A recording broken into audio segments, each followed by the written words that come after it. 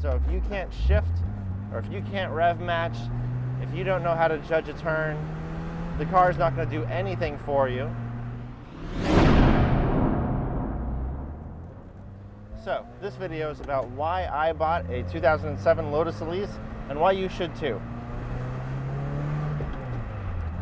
When I was shopping for my Lotus Elise last year, I looked at a lot of different cars in the $30,000 to $40,000 price range. Like a lot of you, I'm sure, $30,000 to $40,000 is an amount that's doable, but still kind of a stretch for a car that may be your second car and not your daily driver. You know, $30,000 to $40,000 is a lot of money. In order to have this car where I live in Boston, I have my full-time job that I do every day, and then I also have a lot of side hustle jobs that I do in order to, afford this car comfortably. So spending, 30 or 40 grand is not something that I take lightly, and I had to finance the car. And so when I was shopping for my first real sports car, I wanted it to be something sort of extra special. I looked at a lot of different things. The Elise had always been on my list of cars that I wanted to own one day. I had been in love with them since about 2005, and it was always something that, if things worked out right, I really wanted to have one. But when I was shopping, I also considered Corvettes and Porsche 911s, Porsche Caymans, Honda S2000s, and even the BMW M Roadsters and M Coupes. It was really important to me that the car was very special, and that every time I drove it felt like an event, and that it would be something that, I could drive to work if I had to every once in a while, but it wouldn't be slated to that duty all the time. And I wanted to do something that wouldn't be very good at being a daily driver, so that I wouldn't drive it so often that sort of the magic of the car wore off. It was really important to me that the magic not wear off. And buying a car that was a little more normal, like a Porsche 911 or a Cayman or a BMW, for me it would be really, really hard to justify spending that kind of money on something that is, even though they're very cool, they're also fairly ordinary. And there's nothing ordinary about the Lotus Elise, and I think that's one of the reasons I love it so much. The fact that it's a modern car but still incredibly mechanical. To drive a Lotus Elise in America in 2017 takes a certain kind of person, and it's the kind of person who doesn't do what everybody else does and follow the trends of everyone else. The kind of person who doesn't mind doing things that are just kind of a little bit different and a little bit crazy, and that is what it is to drive a Lotus Elise right now in the United States, in my view. In other parts of the world, they're more common. Not terribly common, but they are far more common than here. And so that's something I've always had sort of this eccentric kind of streak, and driving a Lotus is definitely an eccentric thing to do. It's not a decision that you make with your head, it's really one that you make with your heart, and you have to just throw every consideration out that your rational mind is telling you, and just go for it. And once you're able to do that, you're rewarded with this driving experience that just isn't like anything else there is.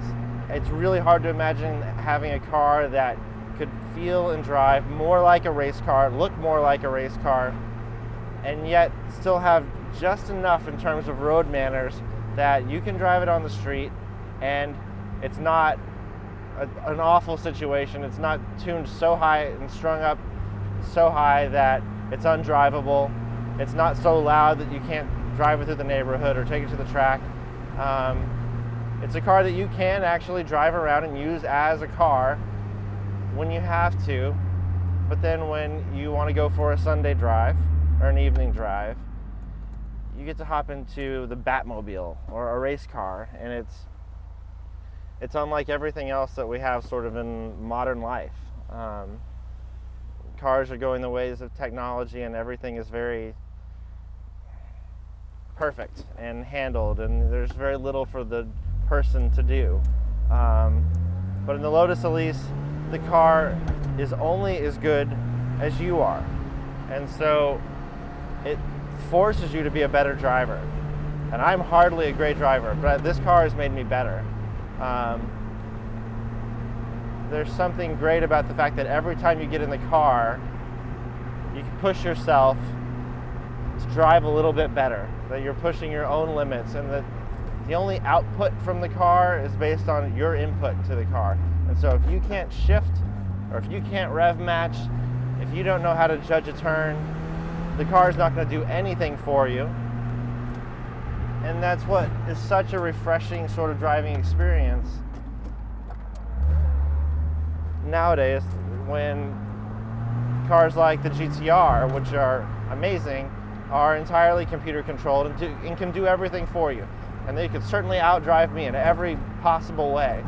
But for me, having this car is about going on trips with my fiance, and it's about going on drives with friends, and just getting out and getting a release from the rest of the world that is so technologically driven now. This is like getting out on a motorcycle, but in a safer way. And it looks like a race car. It feels like a race car. Lotus has an amazing racing heritage. You know, this isn't something that's pretend, and it's not a car that is trying to be anything other than what it actually is. Like, sometimes I think about whether or not the Lotus Elise is a supercar. And it's kind of a funny question, because people ask it sort of wanting it to be something like a Ferrari or a Lamborghini or a McLaren. And it's really none of those things. It doesn't perfectly fit in the supercar category. It has a lot of attributes of them. But I kind of think it's better. I think it's just a Lotus. You know, it's not a supercar, it's a Lotus. That is what it is. To be a Lotus means something, and there's really nothing else like them. It's certainly a car that is aspirational, but they've always been designed to be more affordable than a Ferrari. And while being beautiful isn't really a core principle, I think, of being a Lotus, they've always been beautiful. The Elise, especially the S2 Elise like this one, in my view, is just, I don't know, it looks like Speed Racer's car, it looks like some kind of Le Mans race car, but it's entirely its own thing. It's not trying to be anything else. It's just this pure driving machine that you put it on and it just feels great. And so it's a car that, while it was a stretch for me financially to buy this, when I bought it, I just decided I have to do it. I'm not going to listen to any of the voices in my head that say it's a ridiculous thing to do. You can't drive it in the winter. You know, it's not a great car for the city. All these things. And it's a car that you just have to say, screw it, and I'm going to do it. And when you can do and let go, it rewards you in such remarkable ways. I've never experienced anything like it to drive. There's a reason that people shop for an Elise, especially right now, and that's, I think, very much because it's in that price range where people who aren't wealthy can still stretch to get one. Sort of the coolest looking car and the best performing car that you could really buy in that price range, and in the kind of vehicle that isn't going to just destroy you in terms of maintenance costs. And so that's got a lot of things going for it.